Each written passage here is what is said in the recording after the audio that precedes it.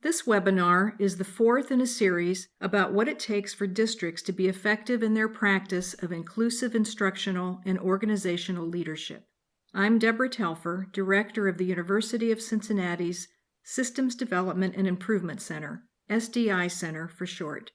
The SDI Center provides support to educational and other human services organizations focusing on equity, social justice, and inclusion. What is capacity?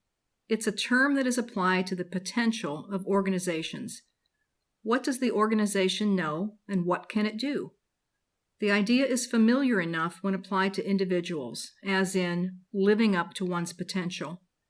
And as with individuals, the way to build capacity involves learning, in this case, organizational learning. Everyone can learn, and so can every organization. One type of organizational learning that helps school districts and their schools build capacity relates to the effective use of systems of support and internal accountability. Leadership is responsible for framing expectations for districts and for schools, and for helping all the adults embody the expectations. The adults in a school system need to do more than live with the expectations. They need to live inside such expectations. When people live inside or embody an expectation, they make it a part of their everyday life in terms of their beliefs, values, words, and practices. At least that's the hope, according to observers like Richard Elmore, who talks about a common culture of expectations in his 2004 book, School Reform from the Inside Out. Leadership often communicates expectations as goals. However, goals are just the tip of the iceberg. More deeply, expectations are what specify norms of thought, speech, and behavior. Through their impact on norms, expectations play an important part in guiding and directing district and school culture. Such norms characterize the way we do things around here. Ultimately, real improvement entails improving the way we routinely think, talk, and do things. Changes that do not reach this depth of implementation or even embodiment don't typically stick. What is sometimes called deep implementation is the key to real change. Without it, people may give lip service to the expectations associated with the change, but they don't take them to heart. As indicated in the previous slide, positive change in district and school culture occurs when the adults internalize and then embody norms of thinking, talking, and doing things that focus on improvement. Those norms lead to deep implementation of practices that work better and are more equitable. In other words, improvement leads to increased efficacy, and efficacy is the fundamental capacity school districts want to build. In fact, instructional efficacy sits at the core of the work of school districts. All other types of efficacy, for instance, in budgeting, building maintenance, and cafeteria work, support the efficacy of the work that takes place at the core. As it turns out, several kinds of core efficacy are important: individual teacher efficacy, individual principal efficacy, and teacher collective efficacy. The three types of efficacy interact, but of the three, teacher collective efficacy seems to be the most important. Now might be a good time to stop the video and talk with 2 or 3 others who are sitting near you. The purpose of the discussion is to brainstorm a list of strategies a district can use to build the collective efficacy of its teachers. In your discussion, you probably included at least one, and probably more, ideas for helping teachers learn: professional development sessions, instructional coaching, peer coaching, instructional rounds, meetings of professional learning communities, and so on. You might also have mentioned providing teachers with high-quality instructional materials, providing enough staff, improving teachers' working conditions, and so on. The other side of efficacy, and therefore also of district capacity, concerns the willingness of personnel to improve their practice. Should I learn this? Is this my responsibility? Supporting personnel to answer yes to these questions is what internal accountability is all about. The end product of an internally accountable system is a workforce in the district that is committed to improving performance. At this point, your group might find it helpful to pause the video briefly and discuss the questions on the screen. Think about norms, expectations, goals, and performance targets. How is each of these different from the others? How is each important to an improvement effort? Your discussion probably led you to realize that norms, expectations, goals, and performance targets all interact to produce a package of organizational levers or drivers. These are the key actions that can be taken to provide critical support for system-wide improvement, such as ensuring that all teachers participate in essential professional learning. Getting the levers to function in sync is a critical leadership task for improvement efforts with high likelihood of success. Here's an example. Let's say a school district wants to increase the access of students with disabilities to the general education curriculum. A host of impediments can stand between this goal and its realization. Some relate to norms, others to expectations, others to goals, and others to performance targets. The levers for change involve removing all of these impediments. In terms of goals and performance targets, the district needs to be explicit. Leaders need to say something like this.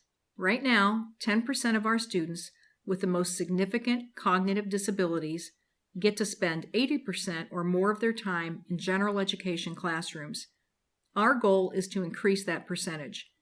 In year 1 of the improvement work, our performance target is for 20% of our students with the most significant cognitive disabilities to spend 80% or more of their time in general education classrooms. In terms of expectations, leaders might say, we expect all teachers to participate in professional development to prepare them to work with students with disabilities in general education settings. And in terms of norms, leaders might say, we want all general education teachers to assume responsibility for the education of each child in their classrooms, even when other teachers or paraprofessionals are part of the child's educational team. Note that the norms, expectations, goals, and performance targets that define accountability in this case relate to internal district decisions about the right things to do. No external regulatory body is insisting on the change. For example, increased inclusiveness. District leadership is insisting on this change. When implementation of the change is actually underway, the adults in the system will hold themselves and one another accountable to the actions needed to ensure deep implementation of the change. In other words, real accountability works on the way we do things around here. Internal accountability is what works. A lot of research and a lot of practical experience show that.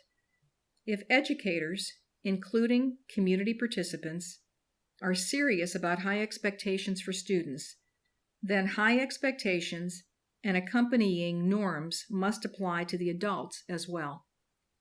When internal accountability for the success of all students prevails, the adults across the system feel, think, and act responsibly towards students, families, and communities, and students do better.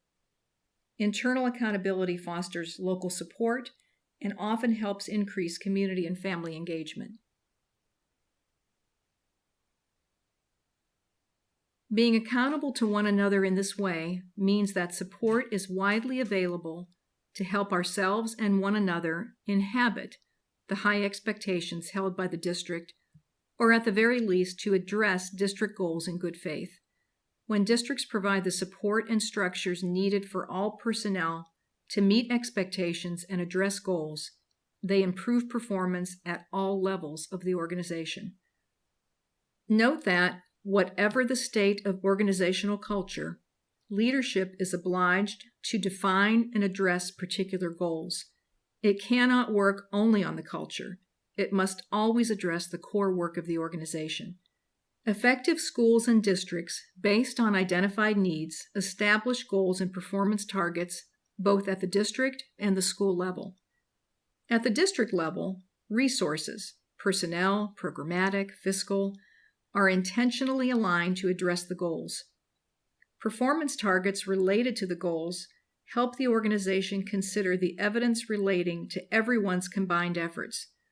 Although state assessment data and other sources of data on student performance provide important feedback to the district, data on adult implementation of agreed-upon practices are essential in gauging the district's progress in making needed instructional improvements. Data about instruction are the most useful data that leadership teams can consider. Substantial improvement in learning and in test scores requires widespread changes in instruction. Those widespread changes don't typically come from external accountability, because external accountability focuses only on summative measures, such as high-stakes test scores, not on formative measures of instructional effectiveness. Furthermore, external accountability is often punitive. Internal accountability, by contrast, is, or at least should be, supportive and mutually reinforcing. Its feedback loop reinforces the motivation to improve instruction. Now might be a good time for another turn and talk. Please pause the video briefly and discuss the questions on the screen. What steps should a school district take in order to cultivate internal accountability? What familiar practices from the external accountability experience need to be altered in order to focus on internal accountability? Why? What familiar practices from the external accountability experience need to be retained in service of internal accountability?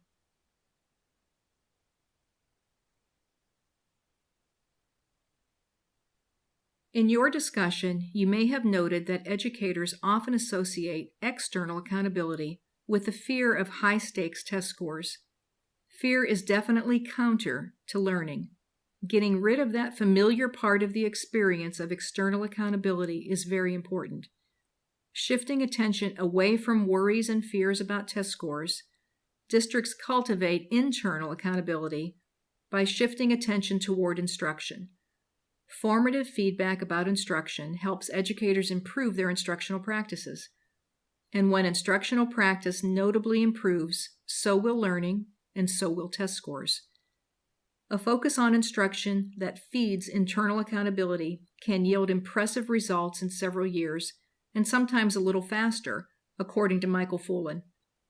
A lot of research has affirmed that more rapid turnarounds are illusory. They don't last.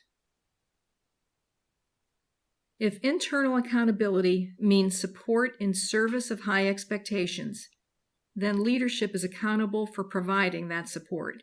Indeed, district leadership teams have control of nearly all the levers that can be pulled to provide the required support. The support needed is almost entirely a question of personnel, so improvement levers notably include recruitment, selection, training, evaluation, and support of personnel. In other words, districts determine whom to assign where and how to support them in those locations. These matters require a lot of attention from district leadership, and this attention depends on knowledge about current instructional practices and determinations about what effective instructional practices to adopt. Decisions about how to provide high-quality professional development to district personnel are also key.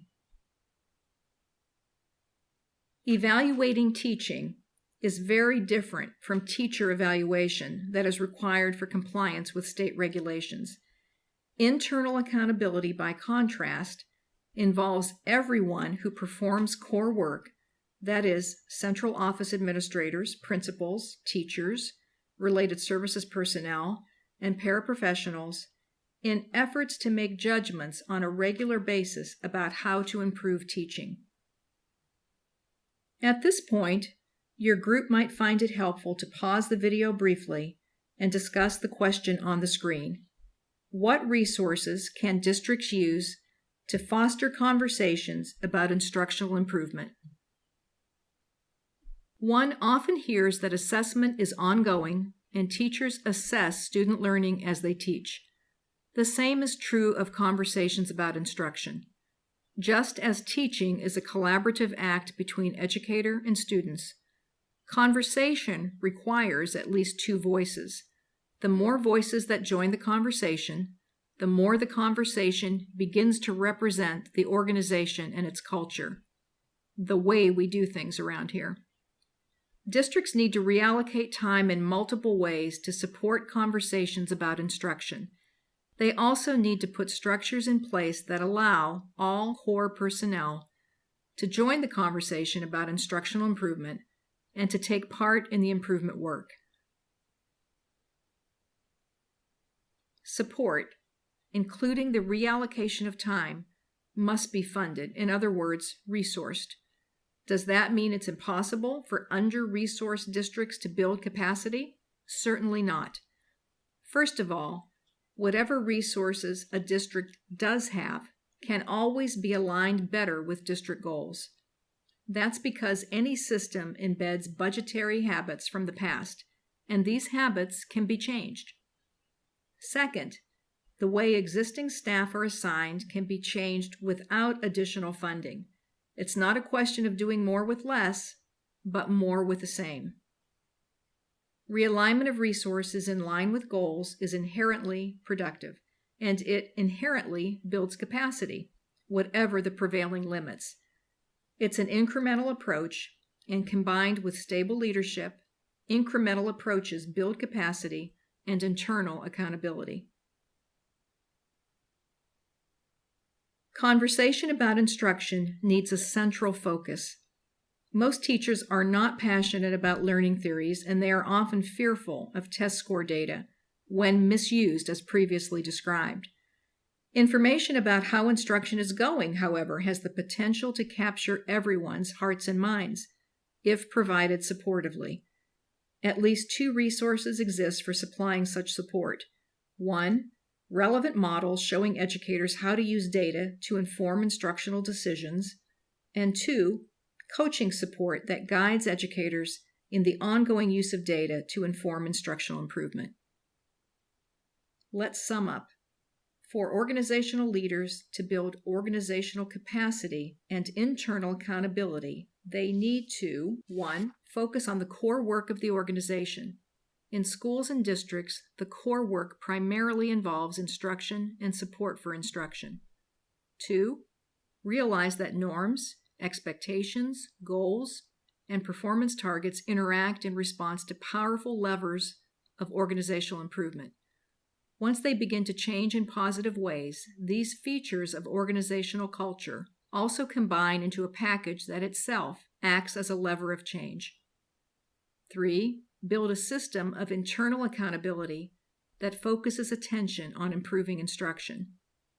4, support personnel by aligning resources to engage educators in instructional conversations and collaborative improvement processes.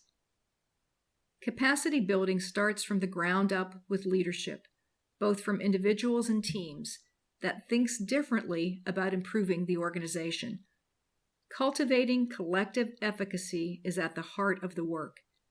It requires focused attention on making positive changes to organizational culture, accountability structures, and support mechanisms.